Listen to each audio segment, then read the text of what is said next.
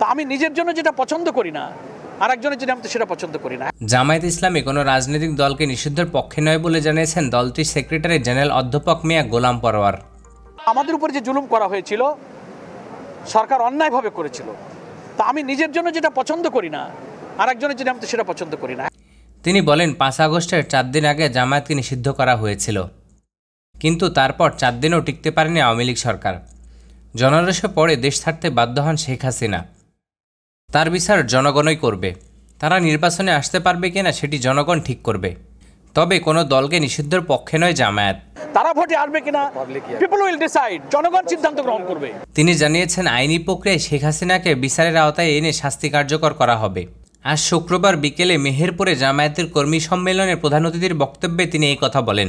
এছাড়া তিনি আরও বলেন বিএনপি সহ দেশের সব রাজনৈতিক সংগঠনের সঙ্গে জামায়াতের গভীর সম্পর্ক রয়েছে।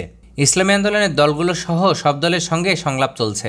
গণতন্ত্রের স্বার্থে যারা ঐক্যবদ্ধ থাকবে তাদের সঙ্গে জোটবদ্ধ নির্বাচন করবে জামায়াত। Abu Saeed, news post. আমাদের উপর যে জুলুম করা হয়েছিল, সরকার অন্যায়ভাবে করেছিল, তা আমি নিজের জন্য যেটা পছন্দ করি না, আরেকজনের জন্য আমি তো সেটা পছন্দ করি না। তারা ভোটে